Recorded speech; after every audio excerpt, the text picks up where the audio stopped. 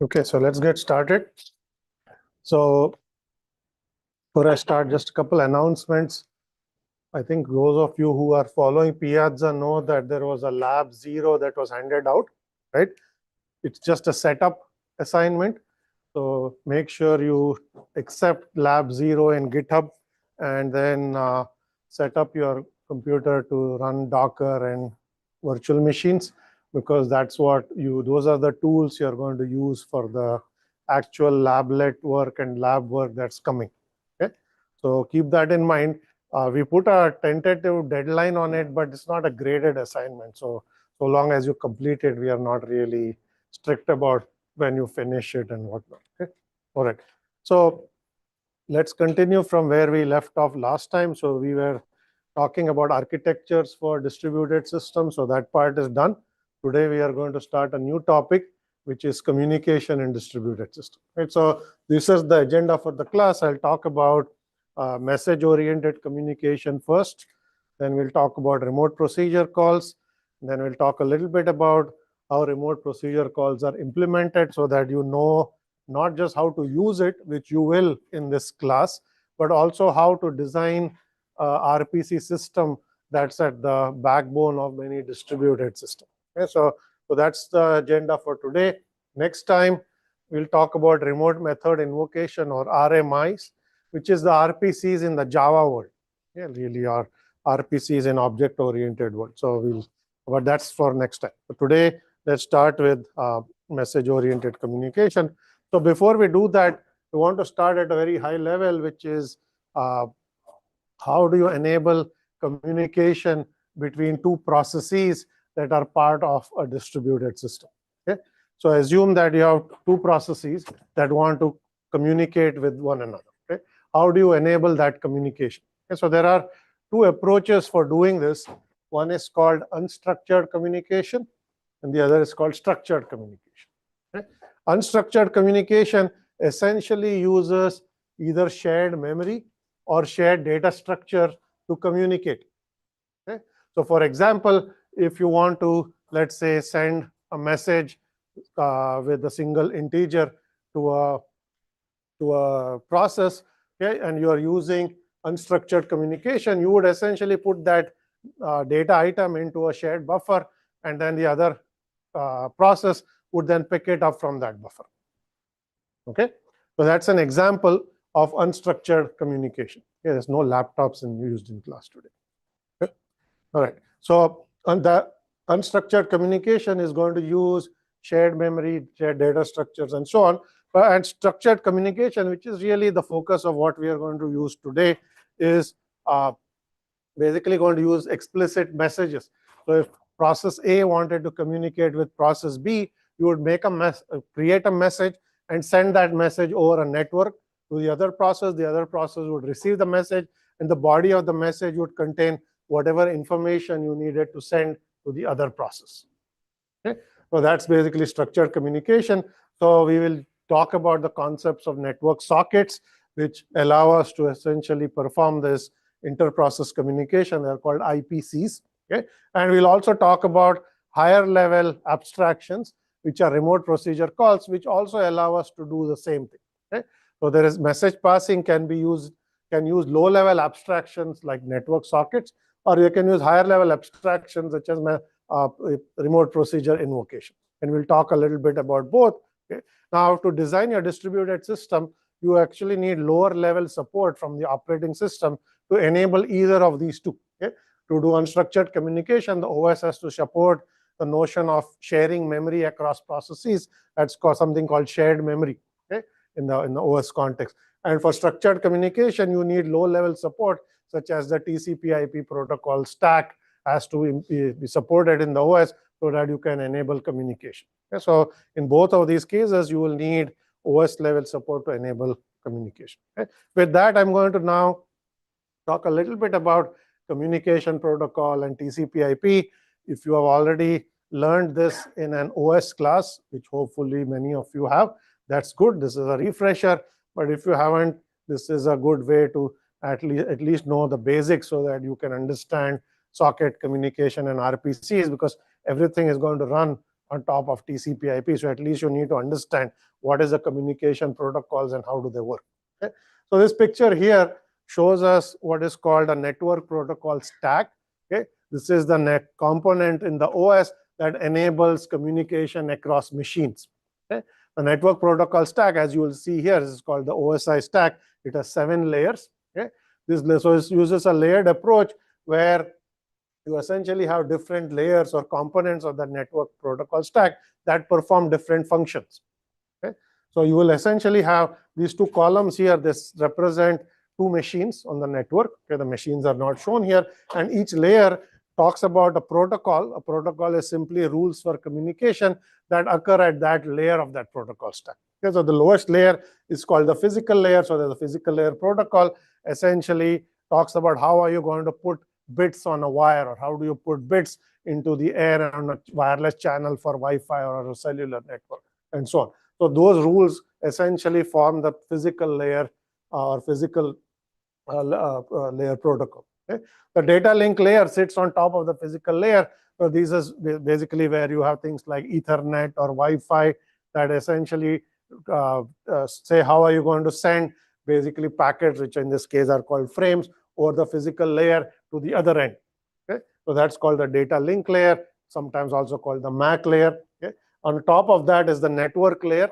Okay? The TCP/IP case, so that network layer runs IP part of TCP/IP, or the Internet Protocol. Okay?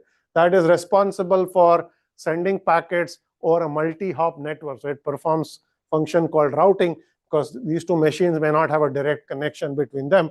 There may be other intermediaries like routers between them. So somehow any data you sent from machine A has to make it to machine B, and that's done through the process of routing, where each intermediate node or router decides where to send the next, where the next node to send the packets to, and so on. Okay? So that is the network layer. Okay? On top of that is the transport layer. Okay? In the TCP/IP case, that's where TCP runs. There are other transport layer protocols we will encounter, like UDP and others. Okay? They all run at the transport layer. That is responsible, that protocol is responsible for end-to-end communication. Okay? Network layer is hop by hop, okay, 1 hop at a time. Where does the packet go next? The transport layer is responsible for end-to-end communication. So it can do things like loss recovery. A packet that was sent is never delivered because the network was congested or the packet got corrupted. Okay? It can do retransmission of that packets, or it can decide what rate to send packets at. Okay? So all of that is actually done at the transport layer. And then they have session and presentation layer. That's really part of the application that essentially set up a session between the 2 nodes or decide how to present the data to the application and so on. Okay? The actual application that you run, which let's say is a browser or a web server, okay, they are essentially at the top of this protocol stack. Okay? They're only essentially deciding what data to send, and they hand it to the protocol stack, which is going to perform all of the processing. Okay? So that's the picture you want to keep in mind. Okay? There are 2 types of protocols, connection-oriented and connection-less. We will talk about TCP, which is connection-oriented, in just a moment. Connection-less protocols will differ until a later time when we talk about streaming and so on, okay, much later in the course. Okay. So here's an example of a packet that is actually sent over the network as a result of the processing through the protocol stack. Okay, what will happen is if a browser here wants to send a message, let's say to a web server over the other end, it's going to construct a message, is going to hand it to the protocol stack. Is that message is going to traverse down the protocol stack and get processed by each of these layers, and then it'll go over the network, arrive at the other end, it get processed upwards and handed to the application. Okay? So now when this application message actually gets sent on the network, what does that message look like and what are its constituents? That is what is shown here. Okay? This message box here that's the actual message that the application sent. It could have been an HTTP message with the URL encoded in it. That's what a browser is trying to send to a web server. Okay? Now, when that message is handed over to, let's say, the application layer, presentation layer, transport layer, each of them add a bit of information to that packet, which are called headers. Okay? So there you'll have, in the transport layer, you'll have a TCP/IP header, or TCP header, excuse me. For a network layer, header is the IP header. and so on and so forth. The data link layer is your Ethernet header on the frame and so on. So each protocol layer is adding some information onto that packet and it's sending it down. Okay? That allows the corresponding peer protocol at the other end to know what to do with this message. Okay? So when Ethernet layer at the other end receives the message, it's going to look at the header and say, this is what I need to do with it, or this is where I send it to. Similarly, when IP gets the message, it's going to use the information in the header to perform routing and so on and so forth. Okay? So that's the message that is actually going to go onto the network. When this entire package arrives at the other end, each layer is going to take a look at the message, strip the header, and then hand it to the layer above. Okay? So when eventually it gets to the application, it's just left with the message that was set, because all the other layers have processed the information and stripped their header out. Okay? All right. With that in mind, let's just talk a little bit about middleware protocols, because the one thing I did not mention in the 2 slides ago was this is what is called an OSI protocol stack. This is the picture of how a network protocol stack is designed, but not every protocol stack has all of those components present in them. Okay? Specifically, in the case of the TCP/IP protocol stack, essentially the stack is going to stop at the transport layer, and then everything else has to be done by the application. So the presentation and session layers are not present in this case. Okay? So you will have the this is the TCP layer, that's the IP layer, the Ethernet layer, physical layer, and then all of these functions have to be performed by the application itself. Okay? This might include things like encryption and so on. Okay? Now, because the application now has the burden of performing a lot of these additional functionality, you can have other layers that you can insert on behalf of the application that sit between the application layer and the transport layer, and they provide useful functionality. Okay? We will call all of these things as middleware. Okay? Middleware is essentially a piece of software that sits in middle. In this case, it's sitting in the middle of the transport, the network protocol stack and the application itself. Okay? And we'll see a number of different middleware protocols as we go and look at various topics in the course. Things like distributed transaction, distributed locking, distributed commit. A lot of these things can be implemented as middleware that sit between the application and the network and the OS itself. Okay? So that's another thing that you want to keep in mind.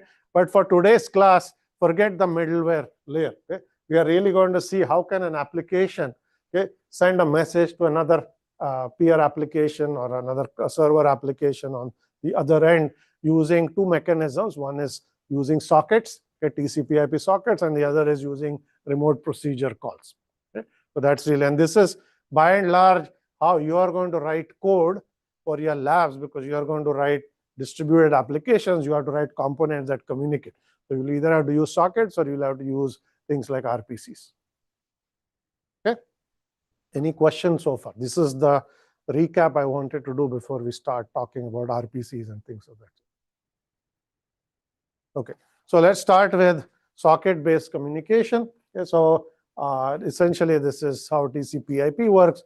So if process A on some machine wants to communicate with process B on another machine, okay, you can use this abstraction called a network socket.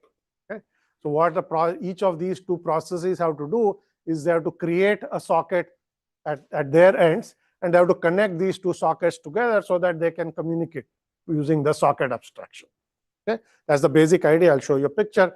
Okay, so these are all the calls you can perform, okay, using socket libraries. Okay. The main one that you're actually going to use to communicate are the send and the receive. Okay. Send allows you to send a message, which is any arbitrary data over this socket, and receive allows you to receive data over that socket. Okay. Data could be anything. It could be string, text, numeric data, and so on. All of these other calls that you see, those are what you are going to use to essentially establish the socket, okay, at each end. And I'll show you an example of how this is going to work. Okay. So here is a very trivial client and server that are using sockets to communicate. Okay. The top part is the server, the bottom one is the client. Okay. So what you'll see, the example that not the example, all the calls that I mentioned on the previous slide are here. Okay. So what the server has to first call the socket call to establish a socket. Okay. This is basically creating a new socket. Okay. And then it's going to bind that socket, which means it's going to connect it to essentially address. Is going to listen on that socket, which means it will say that now I'm ready to listen. Listen essentially say I'm ready to accept messages or data over this socket. Okay? And then accept allows you to accept a specific connection over the socket. Read or write or send or receive, they're equivalent in this case, allow you to send and receive messages once connection has been established. Okay, so that's the server side, but here is the client side. The client side is much simpler. Client also creates a socket. Okay, then it essentially uses the connect call to connect to the server using that socket. Okay, this connect call, okay, essentially synchronizes, is called a synchronization point. This essentially allows the sockets at the two endpoints to essentially be paired with one another, so you can use them to communicate. Anything then you send over the one socket is received at the other end, and vice versa. Okay? Sockets are bidirectional in nature. Okay? You can always send and receive messages. It's not unidirectional. All sockets are bidirectional in nature. So essentially, when you write a server application, okay, you will, in addition to the code for whatever the server is doing, this is how it's going to communicate. Okay? It's going to create a socket, then it's going to perform a couple of additional calls to establish that socket, and then it's going to sit in a while loop where all of this is going to happen. It's going to accept a connection from the client. Okay, in this case, maybe a browser connected to the server to send a request. It's going to accept the connection. Okay, it's going to read whatever came from the client. This is where the request is received. It's process it, send back a response. Okay? And then you can have a loop here where there can be multiple messages that go back and forth between the client and the server, and then you close the connection. Okay? This is essentially a bare bones figure that shows you how to write a very bare bones socket-based client and server. Of course, we haven't actually put the code for the actual application itself. This is just the communication part of the client and the server. Is this clear, what I just said? Okay. Let me now show you Python code that does the same thing. We are going to hand this code out as a lablet. So you will play with this, and then in the actual lab, you're going to use code like this to write real applications that have client and server components in them. Okay? So whatever I showed you pictorially here is present as code here. Okay? So you will see that on the server side, I call the socket call to establish a socket. Okay? This returns to me an identifier that identifies that socket. Okay? So the socket call has some arguments, which at this point you don't really need to worry about. What this is saying is it's a TCP/IP socket as opposed to a UDP socket, which is a different type of socket. Okay?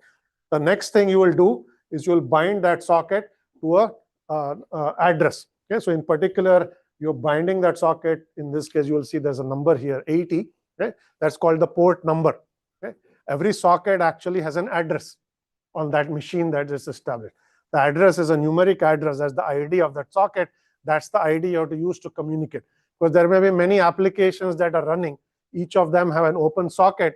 So if you just send a message to a machine, the OS has to know which of these applications to deliver that message to. You identify the process or the server you want to communicate to, say, I want to send this message to the server that's listening on port number 80. That's the address that the server is listening on that machine. The server has an IP address. That's the address of the machine. And it has a port number, which is the socket address on that machine. Okay? The IP address identifies the machine. The socket port number identifies which of the servers that are running on that machine is this message going to go to. Okay? Port number 80, if you know, is actually the HTTP port. Okay? All web servers listen on port 80. Okay? Lots of the network services that you may have used, they have well-defined addresses, which means if there is a process or that application running, that is the address it's listening to. Okay? A web server by default, you will put on port 80. Of course, you don't have to. You can make it listen on other ports, but that's the default HTTP port number. Okay? So this is a code you should expect to see in a web server. Okay? So bind allows you to take that socket and connect it to an address, okay, or rather a port number. And then you say listen. Listen essentially says now this socket is ready, and now I can, as a server, I am ready to accept messages because I'm listening for messages that are coming to this port. Okay? And then you sit in a while loop. Okay? So this is where you will say, I'm going to wait for the next client to send a message. So I'm going to use that accept call to say I accept the next message that comes. And then there's going to be some processing code that's not shown here. And then there's, of course, going to be a reply. You either use read or write to send messages back and forth to the server. And then you close the connection, then you accept the next connection. Okay, so that part is not shown here. I'm only showing the socket establishment part. Okay. Question online. How do peer-to-peer communications happen on the socket level? Okay. How do peer-to-peer communication happen on the socket level? So the socket code that you will use, it does not matter whether it's a client or a server. Okay? Essentially, you should think of them as two processes, A and B, that want to communicate. Okay? Even in the peer-to-peer case, one peer has to essentially run this part of the code, which in this case is labeled the client code, and the other peer has to be waiting for other peers to send it messages. So it will basically, for the purposes of communication, use the server side of the code. Okay? Even though both are peers, they are neither clients or servers in the client-server sense, but the code you will use is not going to be any different. Okay? Here's the client code. Okay? The client is, that's the server code. The client code says establish a socket. So this is a socket on the other end. Okay? And then you connect the socket, and here you will basically say, here is the web server I want to connect it to.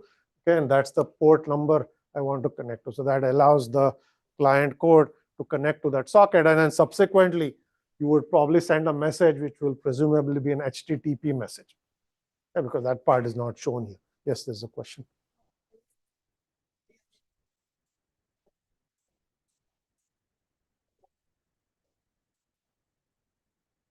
Okay, question is, when I say socket, what does it mean? Okay, socket is the abstraction for network communication. Okay, it's similar. Think of it as, if when I say file, what is a file? A file is an abstraction in which I can store data. Okay, that's where how I store, read, write data from a disk. I use the abstraction of a file. Okay, a socket is an abstraction that allows me to send or receive messages. Okay, that's basically sockets are what you use to implement TCP/IP communication. Okay? So to communicate with any process elsewhere on the network, you have to construct a socket and then send a message over that socket. That's essentially how you are going to communicate. Okay? So the socket establishes a channel between two processes to enable communication. Yes, question. What does listen actually do? Okay, so listen in this case is just telling the OS that this socket is ready to receive messages. Okay, question, is it a print statement? It's not a print statement. It just tells the OS that it is essentially the first to call the socket and the bind, just prepare the socket. Okay?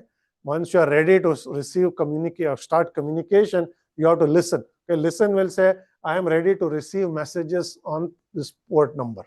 Okay? Servers don't initiate the connection, as you can see here. Servers are just waiting for the clients to send them requests. So you listen, you wait for message. So listen says, I'm waiting for messages. Okay? And essentially that's what accept will then accept a message. And it's the client that has to establish the connection and send a request for the server to then do something with it. Okay, yes, question. Find the time that the server. Sorry, what's the question? It is server socket that listen. Find the time. Cost. Question is just 5 the time the server is running for. No. Server is sitting in an infinite loop. All servers, network servers will sit in an infinite loop. They'll just keep waiting for messages, accept message, process message, accept the next message. So they'll just sit in a loop. Okay, that's a parameter to listen, which I forget what it is, but it's not the time that it's not saying listen for 5 seconds or anything. That's not what it is. Okay. All right. Yes.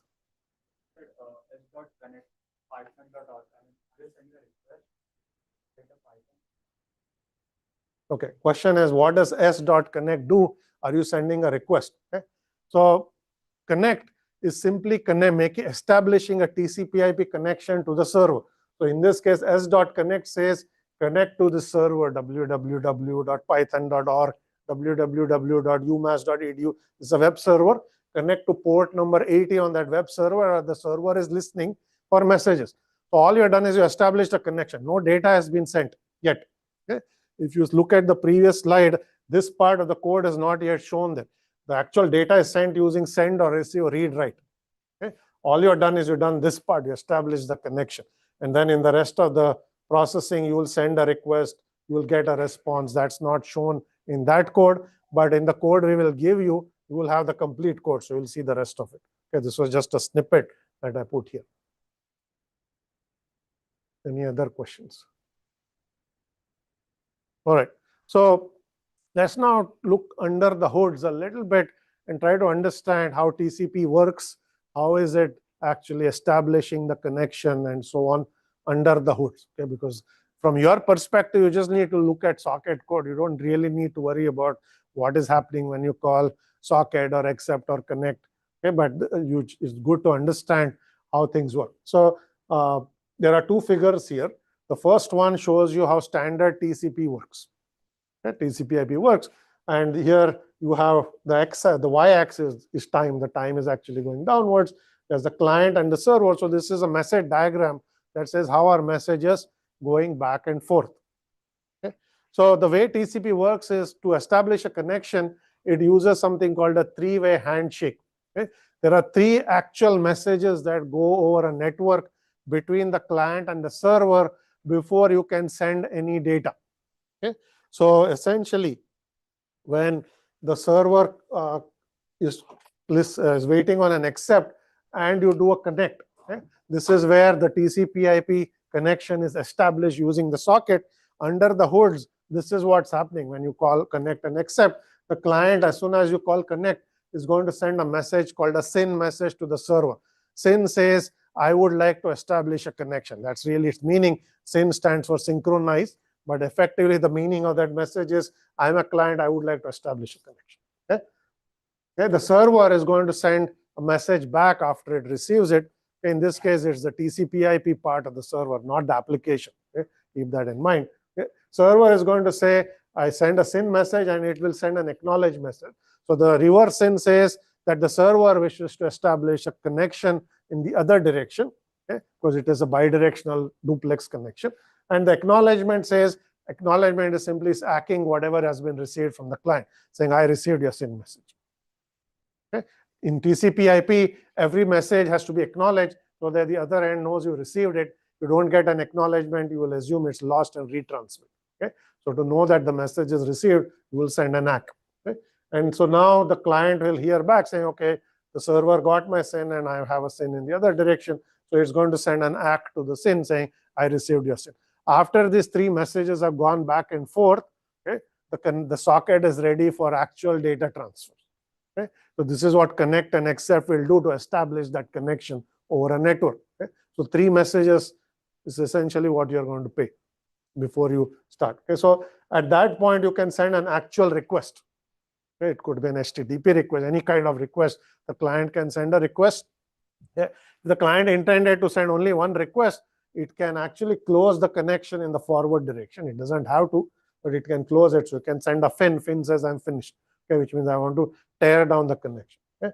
Now you will get an acknowledgement from the server saying I received your request, I received the fin. Okay? And at some point you'll send back a response after you process that request. Okay? So now you got the response, and then you can send a fin in the reverse direction and ACK to the fin. Okay? So this is called a three-way handshake, where you're establishing the SYN, the reverse SYN, and the ACK. To establish the connection, and you see there are three messages to tear down the connection: a fin in the forward direction, fin in the backward direction, and an acknowledgement. Okay? So to send one request and get one response, okay, we have sent 9 messages. We as in TCP/IP.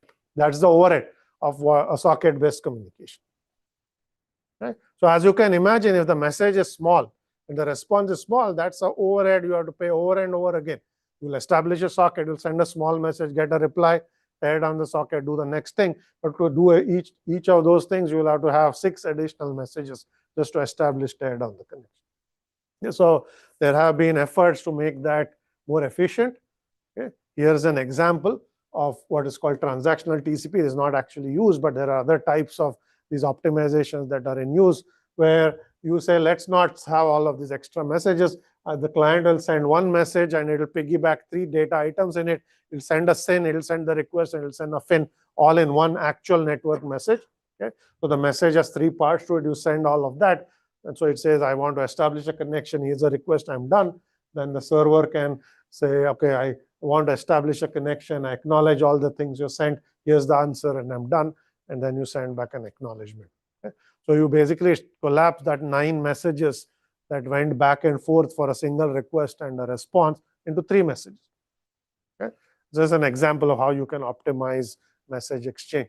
Okay? When we get to this is not used in practice, but when we get to things like how Chrome has tried to optimize TCP/IP over at Google Chrome browser, that is, we will see that it has used similar ideas, but not using TCP. They use UDP. No question there is. Why is transactional TCP not used? Okay, so use any version of a protocol. The protocol has to be installed at both ends. Right? You cannot unilaterally start changing the protocol, because protocols are rules you agreed for communication. It follows that both endpoints have to agree to the same set of rules. Otherwise, you won't know how to interpret a message. Okay? So TCP is most widely used. Every OS supports TCP out of the box. If you want to implement transactional TCP, you have to now update TCP libraries on every machine in the network. Okay? And think of the number of machines or the internet. It's a large number, so never really became popular. Okay? Yes, question.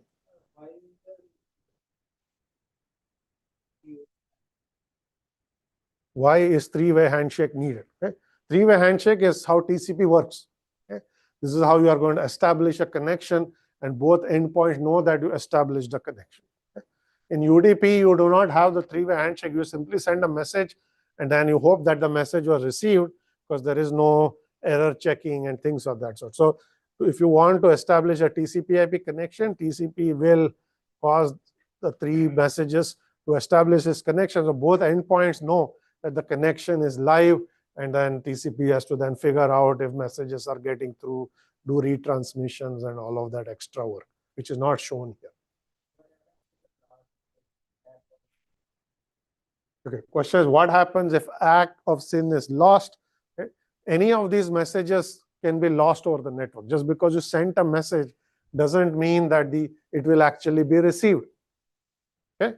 But what TCP/IP will do is, for every message, there will be a timer. Okay?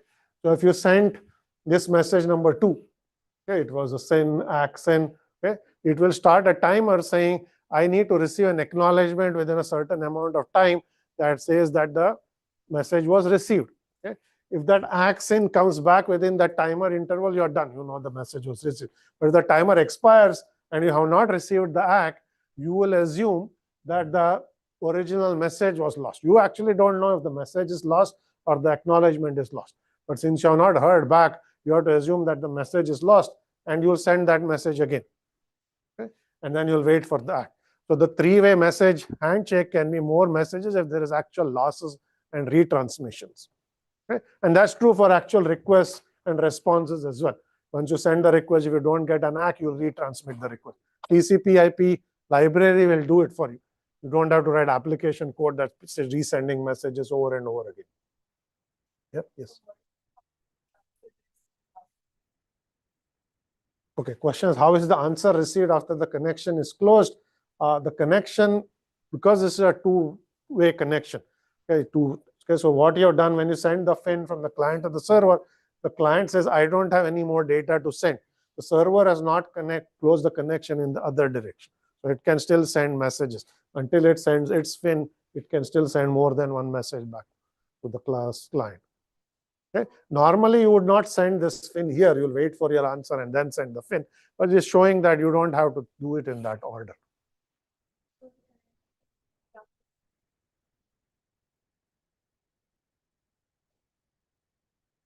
Yeah. So the duplex connection, which is both directions, is closed when the final ACK goes from the client to the server. Okay?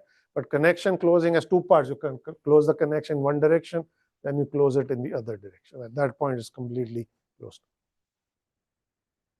Is that clear? You don't really need to know about these details, but this is what you need to know about. But it's good to know how TCP/IP libraries and protocols work under the hood.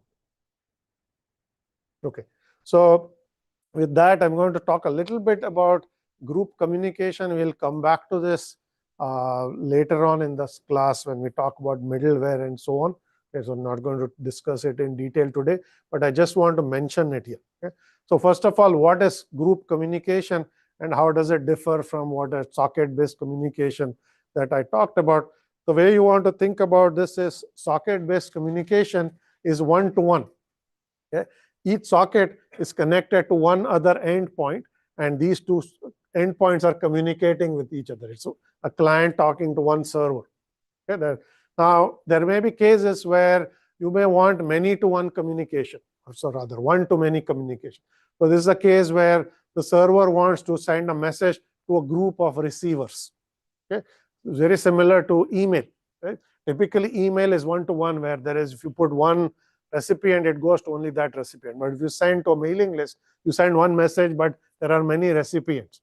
Okay? Same kind of stuff here. If you use a group address rather than a single machine address, that group address can deliver that message that you sent over that socket to many different recipients. Okay? This is called group communication. It's very useful in many kinds of distributed applications where the server is communicating with a set of client devices and it wants to send the exact same message to all of them. So rather than sending n messages to each one individually, you send one message to a group and they all receive it. Okay? So it's also referred to often as multicast, okay? Which is different from broadcast. Broadcast says that when you send a message, it goes to every machine in the network. Multicast says when you send a message, it goes to a group, okay, which can be some subset of the machines in the network. Okay? Now, there are many issues there that we will look at as to how you decide how to deliver messages in the group. That's called group addressing. How do you ensure atomicity, message ordering, scalability? You may not understand what these issues mean at the moment, which is okay. When we come back to group communication later on, we'll get into the details of all of it. Okay? But the only thing, the reason I mentioned this here is that there's a variant of sockets that allow you to send this to a group. Okay? Each send or receive is happening to a group, or you're receiving from message that was sent to a group. Okay? But by default, it's one-to-one. That's what you will actually use. You will not use group communication, but that feature is available in some cases. Okay. Any other questions here before I move on to the next topic? You had a question? Yes, go ahead.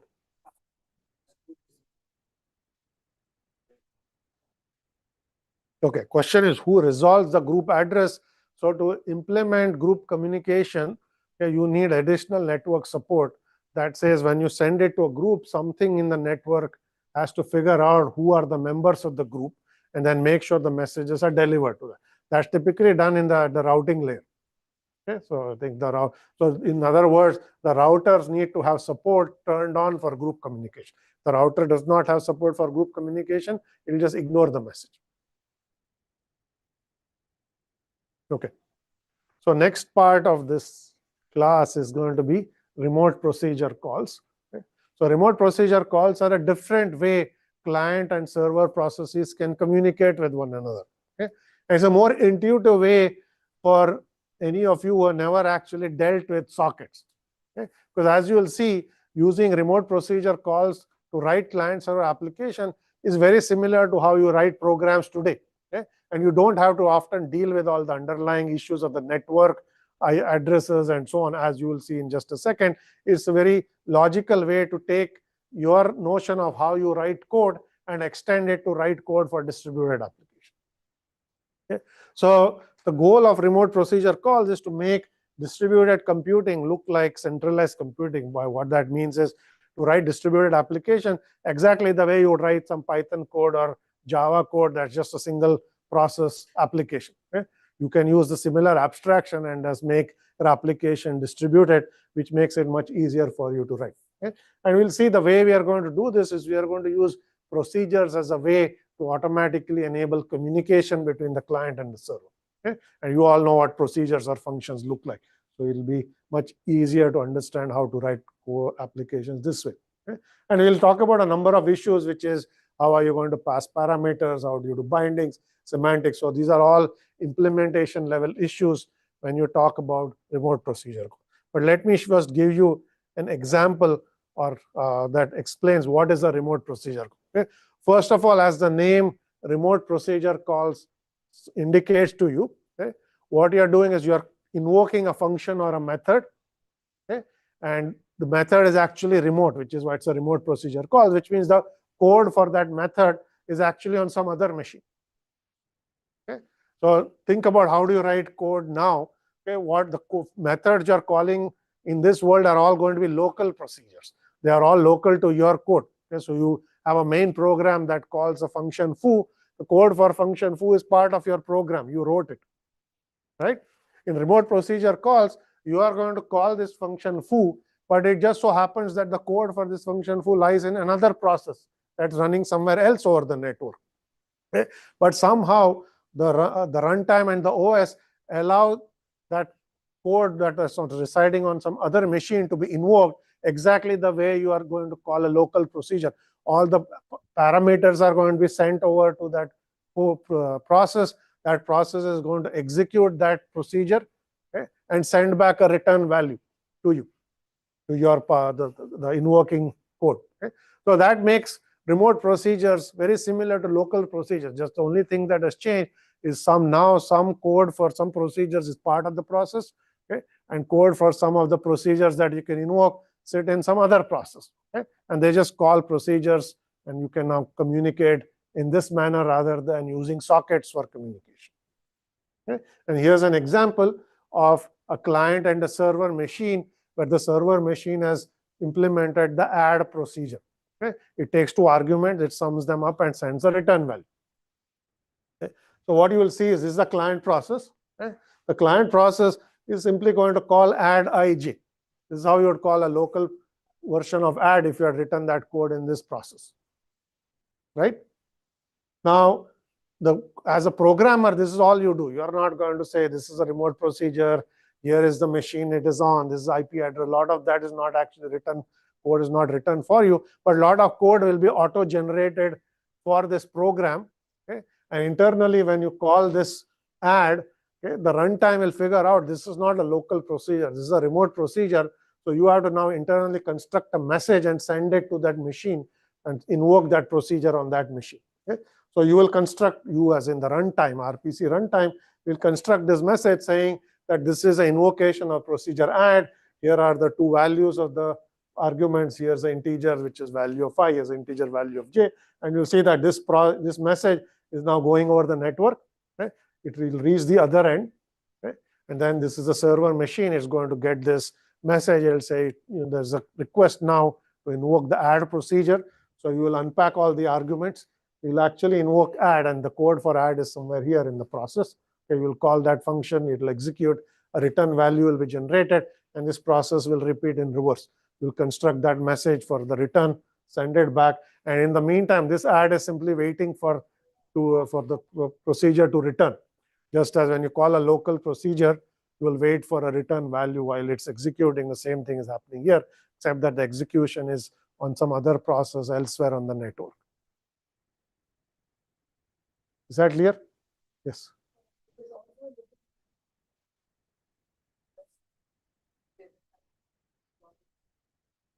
Okay. Question is if there is another local implementation of the add procedure, what is going to happen? Okay, by default, you're not supposed to have two methods in your code that do two different things. Right? If you wrote a normal program, you wouldn't have two implementations of foo. Right? You will have only one because your code will not know which one to call. So you will not have a local version of add and a remote version of add. If you have that, you have to call them two different things. So it's always clear what you're invoking. Okay? Because each method needs to know which code to invoke. No, your code will not compile because you just have two versions of the same function, right? It will clear a conflict. Yes, question. Any real world example of RPC? So RPCs are very widely used for all kinds of applications. You will write client server applications that do this. So you can think of a file server. Many kinds of servers actually use RPCs. Any file server, the client is actually talking to a server, to NFS or Samba or all of these. They use RPCs, but it's very widely used as a technique for communication. Okay, we'll talk next time, not today. We'll talk about there are many RPC implementations as well. We'll talk about one that Google made is called gRPC. That is what is used for lots of Google services as an example, as well as code that others have written.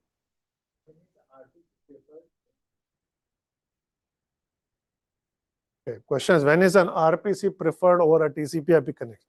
The first thing I want to mention is that this client and server here, they are also using TCP/IP communication. Okay, this message did not go magically over the network.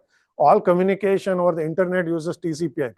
The only difference is, in this case, the programmer has not written code for TCP/IP connections. Okay, so internally, this code, which I did not introduce to, is called stub code. Okay, this code is auto-generated. The code at the top is what the programmer or a developer that you write. This rest of the code for actual communication is automatically generated. So even in RPCs are implemented on top of sockets, okay? Except that as programmer, you are not dealing with communication at a socket abstraction.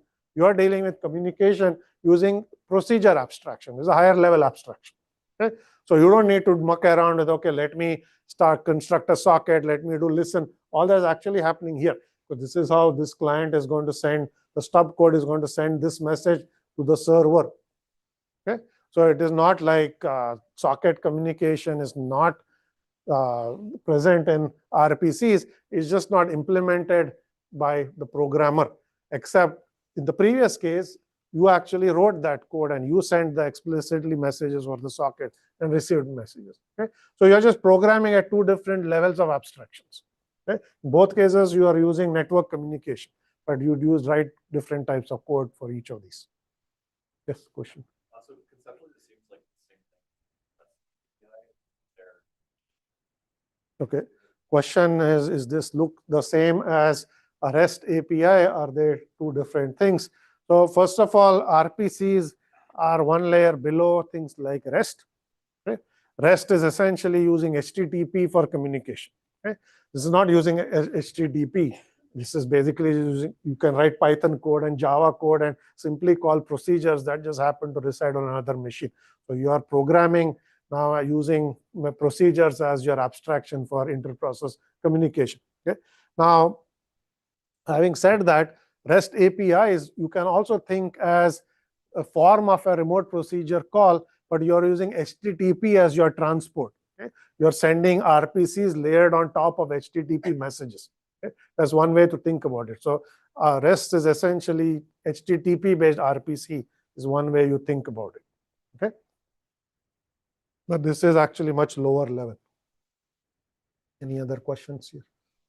Okay, so now let's actually get into some of the details of what is happening. So here, first thing is, how are the client and the server interacting with one another when you send an RPC? So all of these calls that you are seeing here, they are essentially going to be synchronous, or what are called blocking calls, which means when the client process called add, it's going to just wait for a reply. Okay? Similar to if you had called a local procedure, you wait for the return value, you're going to wait for the reply. So the client will just wait until the server processes and sends back a reply. Okay? So this is called, also referred to as synchronous RPC or blocking RPCs. Because next time we will see other forms of RPCs where the client does not wait for a reply. Okay? But by default, RPCs will wait for a reply. So this is the timing diagram here. The client is executing. In this case, it will call the add method. Okay? Add method is going to invoke on RPC. That's a message over the network. Okay? The server starts executing the add. Okay? The client is blocked, is waiting for add to return. Okay? Reply goes back, and the client continues execution. Okay? We'll see more complicated versions of this figure next time, but this is just one to keep in mind for synchronous or standard blocking RPCs. Okay? That's the first thing you want to keep in mind. And then here is essentially some additional details that get you some better understanding of how RPCs work. So this is essentially your local or conventional procedure call. If you didn't have RPCs, you're just writing code. Okay? What happens when you call a function? Okay? You take its arguments, you put it on a stack. Okay? Then you essentially start executing the code of that function. Okay? The function will take the arguments from the stack, process it, okay? Produce a return value. The return value is pushed on the stack. The code returns. Okay? This is how any procedure is going to execute, okay, for any of the languages that you write. So that's what is shown here. So this is the stack. These are other parameters that are already on the stack. That's your stack pointer. When you call a local procedure call, you put all these arguments, you left some space for the return address and return values, and you called the method. Okay? And if that function calls another function, you will push more arguments onto the stack and pop them and so on. Okay? Now, when you call remote procedures, you are not going to use the stack. Okay? Putting the arguments on the stack is useless because the process at the other end has no access to your memory. Is that clear? Yeah, because that's a different process. It will only has access to memory on that machine. It cannot access the stack of some other process on this machine. So when you invoke a remote procedure, all of these things that you would normally put on a stack, you have to pack it into a message and send it as a message to the other end so that the other the server side of this can actually extract the argument. So you're not going to extract arguments from a stack. When you call a remote procedure, they will arrive as a message over the network, and you can then take it from the message that has arrived. Okay? So that's one thing you want to keep in mind. The other thing you want to also keep in mind is what do the arguments mean in a remote procedure call. Okay? If you have a local procedure call, you know that there are two ways to pass arguments. You can do call by value, and you can do call by reference. Okay? What's the difference between the two? Yes. All the value you pass a copy of the all the reference pass the address. Okay, that's right. So if you pass arguments by value, okay, let's say you pass an integer I as an argument, you are going to take integer I, make a copy of that integer, and pass that as the argument. Okay, so that's called call by value. If you call by reference and you pass integer I, you pass an address of integer I. So within the called function, you are actually accessing I itself because you have an address, and you can even modify I. Okay? When you call by value, you can't modify the original variable because you made a copy. You can only modify the copy. Okay? So the other way to think about it is call by reference essentially is passing pointers to arguments. Okay? That's one way to think about. Call by value makes copies and sends it. Okay? Now again, in remote procedure calls, okay, you can only pass arguments by value. You are not allowed to pass by reference. Okay? The reason is call by reference essentially passes pointers. Okay? If I passed a pointer and sent it off to a remote procedure call, if I dereference the pointer at the other end, okay, you are not going to be able to make any sense of it because a pointer is a memory address. Okay? So if I say I pass I by preference and its memory address is 100, I'm going to actually send 100. Okay? If I dereference 100, it's going to point to address 100 on that machine, which is meaningless. Okay? So you can't really send pointers over a network because pointers are memory addresses. Memory addresses are specific to a machine. Okay? Here you have multiple machines, so you cannot really pass by reference. So this is one difference between local procedure calls and remote procedure calls. In RPCs, typically you will not be allowed to send any arguments by as pointers or call. You do not use call by reference. There are very specific cases where that restriction is relaxed, but by and large, an RPC system of any sort will by default prohibit you from, not prohibit, but it will not use call by reference. It will actually only call by value. And you shouldn't really pass pointers either. Okay? That's one difference. Okay? The other difference that you have to keep in mind when you RPCs is that the client and the server may not actually be homogeneous. They may not be running the same OS. You cannot assume that they run the same platform and so on. Okay? Let's take an example of a web browser and a web server. Okay? Your web browser may be running on your Mac or Windows machine. You cannot assume that the server is also running on the same machine as yours. It could be running on a different platform altogether. Okay? Because you cannot make any assumption of what's happening at the other end. So the server or the other process that's running on the other end might be running on a different platform. Okay? This is important issues that you want to consider when you RPCs. Okay? One example difference, which I will come back to here, we'll go back to the other slides. But one important difference is if there are different hardware architectures, okay, this can cause problems. Okay, so one issue really is whether the architecture is big Indian or little Indian. Does anyone know what this means? Yes, you took an OS class, clearly. Yes, go ahead. So it's the way that is we can be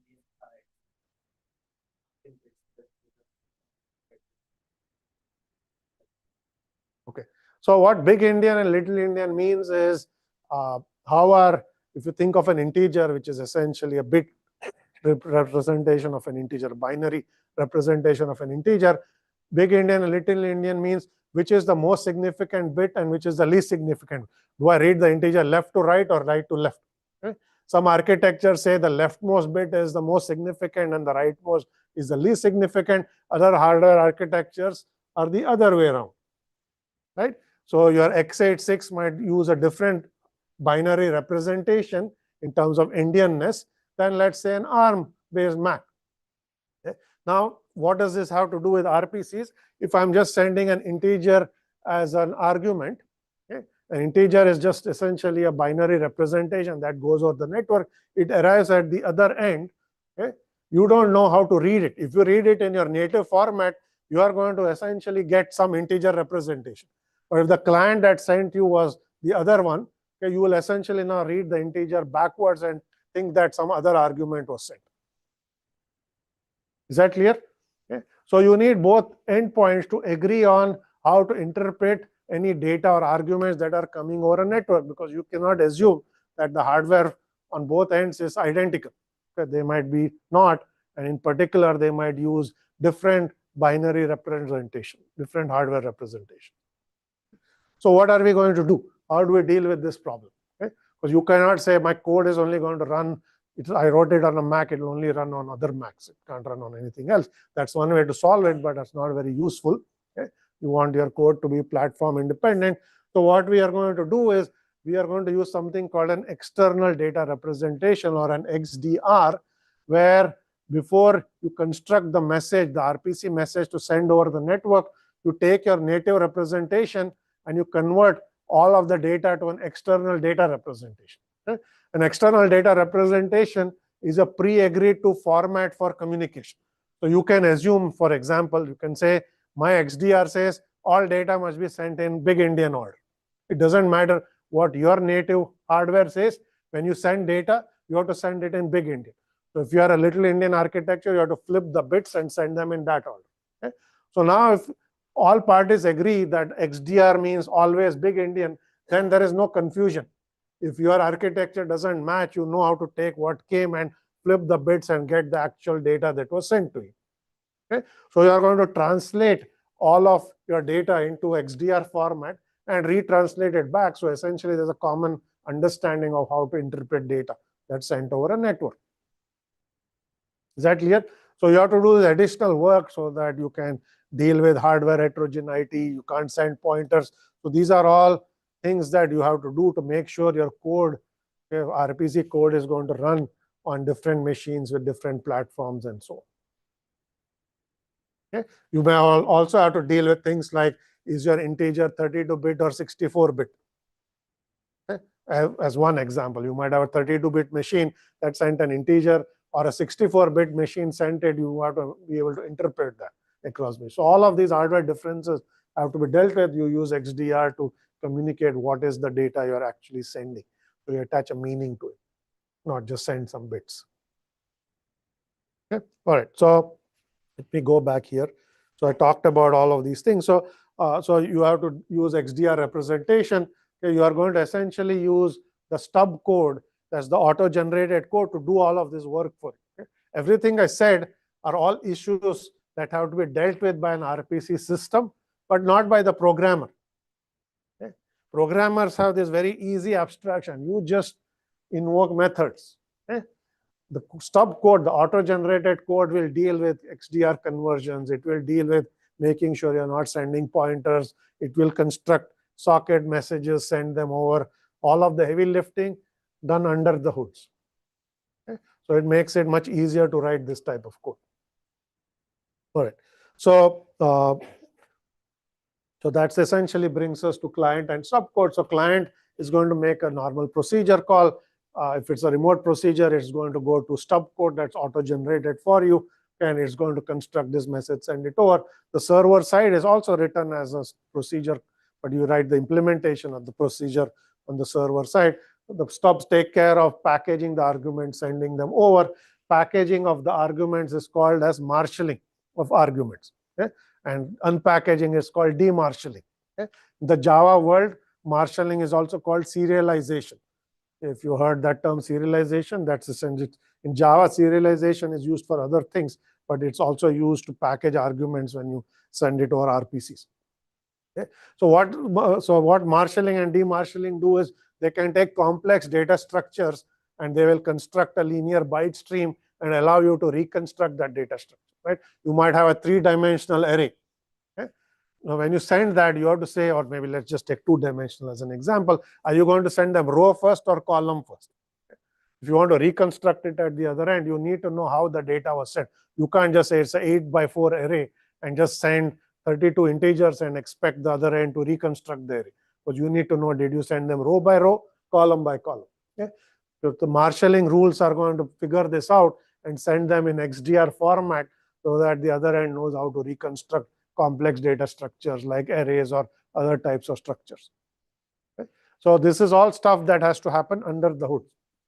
Okay? Let me show you some more. I think I mentioned all this already. So you talked about XDR. I also talked about pointers. So by default, you're not going to send any pointers. That's going to be prohibited. We'll talk a little bit about some systems that actually do this. They actually support network pointers. Okay? They allow you to dereference pointers where the address can be actually dereferenced on other machines. This is called chasing network pointers. Very few systems do this, but there are some. Okay? So I will mention some of them next time. Okay? And then I also talked about marshalling arguments, which, as I said, in Java world is called serialize and deserialize, which we'll talk about when we do RMIs as well next time. Okay? Any questions here before I talk about other aspects?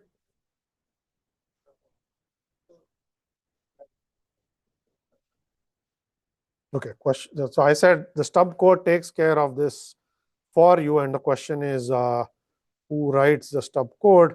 Okay, I should have mentioned this. So whenever you write your RPC code, okay, you will run that code through an RPC compiler. Okay? And that RPC compiler will look at the RPC code that you wrote, and it will auto-generate the stub code for you. Okay? So essentially, you have to write a spec, which is called an IDL. So this is the spec for my RPC. This is the code I wrote, and then that RPC compiler will generate all of this. Okay? So it's not that there is somebody's already pre-written code. It's generated automatically for each piece of code you write that has RPCs in them. Okay? And every language will have its own RPC compiler, as you will see. Yes. What does the spec contain? We will talk about that in just a few slides. A spec is essentially, think of it as a header file.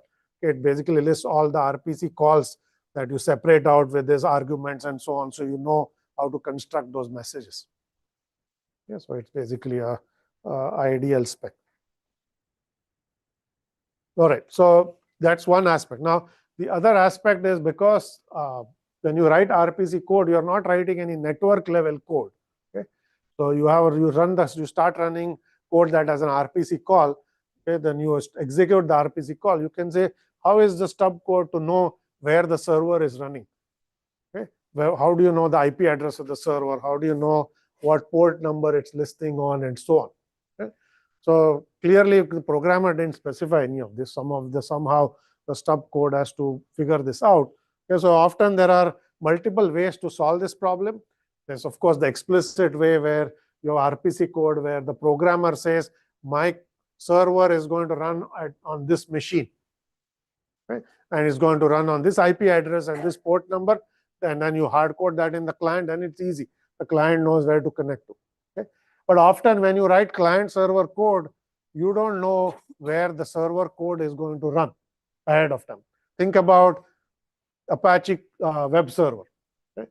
The implementers of the Apache web server can't figure out when they wrote the code where the user's or the people who deploy web servers, what IP addresses they're going to run them, what port numbers they're going to run. This is not known ahead of time, right? So that's going to be in the implementation time detail. Same is true of many RPC things. You'll write the server code, but you won't know where all it is going to run. So you can't hard code the server address into the client. Okay? So the way you will deal with this is through a process called binding, okay, where the server is essentially going to advertise itself somehow to the client, so that when the client tries to look for the server, it can figure out where the server is running. Okay? So the way you should think about binding is like a directory service. You essentially register yourself with the directory service. So in the previous example, you have a server that provides the add service. Okay? When that server starts up, it can essentially go to bind itself or send a request to the directory service saying, I'm a server that provides the add service. Okay? This is the IP address of my machine. This is my port number. Okay? And when the client starts up, the stub code, when you call add, it has to go to the directory service and say, is there an add service running on the network? Okay? And what port number is it running at? And then you go figure that out, and then you can establish your socket connection, which does need, if you remember, does need the IP address and the port number. Okay? So you are going to use these extra mechanisms to figure out how to connect to a server and so on. Okay? So that process is called binding. Any questions on this? Yeah, I'll show you some example code that does all of that as well. Okay? But let's now talk a little bit about what happens when you are making RPC calls, but messages are going to get lost. Okay? Because RPC communication involves sending RPC calls, invocation requests, getting back return values, and so on. Sometimes messages might get lost over a network. Okay? And if you don't do anything about it, the client might just wait forever waiting for a reply. Okay? So there are two answers to this question. Okay? One is run things over TCP. Okay? If you run your RPC system over TCP/IP, lost messages will be dealt with by TCP/IP. It will figure out that the messages are lost. It will retransmit. So the application code does not have to deal with it. Okay? That's one way you deal with some network issue. Okay? But there are many RPC systems that will run over UDP, which is the sister protocol to TCP/IP, which does not provide loss recovery. Okay? You send a message and it gives you best effort delivery, which means that it will make a best effort to deliver it. Sometimes the message may not get delivered. So in this case, the client stub has to actually have timeout values and retransmit call requests and so on. Okay? So there are those details you got to deal with. But there are many things that can go wrong, not just that the messages get lost. Processes might crash. Okay? So we got to have some answers to how are we going to deal with RPCs in a world where the network messages are getting lost, or the client server or the client might actually crash. Okay? So here is a slide that tells us a little bit about what we can do in different scenarios. Okay? So first is, let's say the client is running. You make an RPC request. Okay? You are unable to locate the server. Either the server has crashed or is not running at all. Okay? So in this case, your RPC call is going to return with an error. Okay? This is not something you are going to encounter in a local procedure call. It's not like you call a local procedure, the procedure has disappeared. Right? That's not a thing, because when you wrote the code, it wouldn't run if there are missing procedures. Okay? But you can have things like this in RPCs. A server is not to be found, so you can't actually invoke the code at all. So your RPC calls might sometimes return with an error, not a valid return value, okay, if you cannot locate the server at all. Okay? Now, your request message might get lost. You call an RPC function. You made a message and it went over the network. It did not reach the server. Okay? In this case, timeout mechanisms will help, where the client can timeout saying, I did not receive the reply, so I'm going to resend the message. Okay? So you call that same message. The add function is going back over the network. Okay? Reply might get lost. Same thing. The reply getting lost means the client has not heard, is going to send a request again. Okay? Except that when you do these retransmissions, you got to be careful. Okay? The reason you got to be careful is multiple invocation of the same method might actually have side effects on the server. Okay. Suppose rather than calling the add function, your function is saying, let's say it's a banking application. Just as an example, you say, okay, deposit $10 to this account. That's your RPC message. Okay. You send the message. Okay. The server executed the message, but the reply value got lost. Okay. So you didn't get a reply saying that deposit is successful or something like that. Okay. So the client is going to time out and retransmit. It'll say deposit $10 to this account, goes back to the server. Okay. Server will re-execute that message, and now you are in an incorrect state because you actually executed that message twice. Okay. Even though it was the same call. Okay. So this requires a property called idempotency. The idempotency says no matter how many times you execute the message, the end result should be the same. If I say deposit $10 to the account, that same request goes twice, it should not actually make the deposit twice. Okay. It should execute it and send back a reply without changing the state and getting into an incorrect state. Okay. So you have these kinds of problems because of repeated executions that you have to actually deal with at a runtime level. Okay. So if you have your RPC system being idempotent, you're not going to have this problem. Okay. The way you're typically going to deal with that is every RPC request is going to go with an ID. Okay. So if you actually, so then at the server side, you're going to track what requests were received recently, what were the IDs. So if I receive another request, I first have to see, have I executed that request with that ID already? Okay. And I should cache the response so that if I have already executed it, I just take the return value cached and send it, not actually execute it. Okay. So this way, you are going to ensure idempotency and not cause problems. Of course, if you haven't received it, then you execute it. Okay. But you have to deal with all these subtleties because this is a distributed system. It runs over a network where the network is not reliable. Okay. You can have server failure in the middle of execution. That can also happen. Okay. Server is executing a message, just crashes. Okay. Client is not going to receive a response. Okay. And maybe the server recovers after a while, the client resends that request and you get a value, okay, back from the server. Okay. So the question from a client's perspective is, when you actually get a return value to the RPC request you send, what is it that you can assume has successfully happened at the server? Okay. So you can have what is called at least one semantics. That's a default that says if I sent an RPC, I got a reply, I'm guaranteed that the procedure executed at least once. Okay. If I retransmitted that message and idempotency is not guaranteed, of course, the procedure may have executed multiple times, but at least once is once or more. Okay. At most one says at most, that's exactly what it means, that it executed 0 times or once. Okay. So you'll either get an error value or get a valid value. No guarantee says I don't tell you anything about how the system behaves. It's not what you want, but that can be an option for an RPC system. And what you really want is exactly once. That is idempotency, saying no matter how many times I retransmit, if it's the same call I'm sending over and over again, I get a return value. Okay. No matter how many times I send it, it has executed exactly once. Okay. That will ensure automatically idempotency. You don't have to do extra work. Okay. So when you design your RPC system, you need to describe to the developer saying if you write code and you get a successful execution, what should you assume has happened on the server? And you can have at least once, at most once, exactly once, all of these different possibilities. Yes, question. If I make an RPC call with a missing parameter, so do I get a compilation error on the client side, or still the stuff gets sent to the server and the server returns? Okay. Can you repeat the question again? If I got RPC, what? With a missing parameter. Ah. Where does the error? So if you write code where you are making an RPC call with a missing parameter, the code will not compile.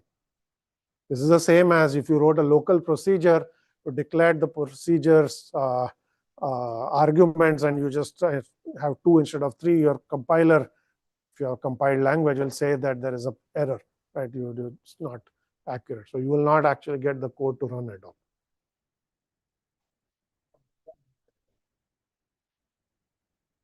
How does the compiler know what is the method? So basically, you have to declare the method. Just as when you write code, you have the declaration of the arguments that you pass to a function, what is the return value. you have to declare all of that. So you have to check that the code actually conforms to the spec of what each of the arguments are and so on. Okay, questions, functions are in different machine, but the thing you want to keep in mind, if you're calling a remote procedure call on the client, you at least need to know what the arguments that you have to pass, and that has to be told to the compiler. That is where you're going to give that spec to compilers on both ends, right? So you have to at least agree on what are the names of the procedure, arguments, and so on. Okay, yes.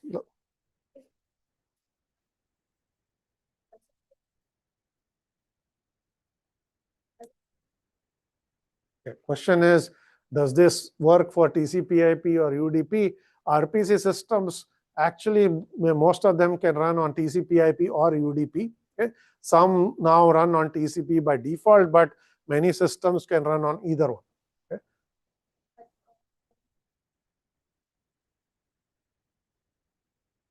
Okay. Question: how do you deal with loss recovery on UDP? If you have RPCs that run on UDP, the stub code has to write extra code to have timeout. If it's running on TCP, you assume TCP will time out, so you don't write that in the stub code. Okay? All right, we ran out of time, so we'll continue this next time. Okay, so Actually, I think we have to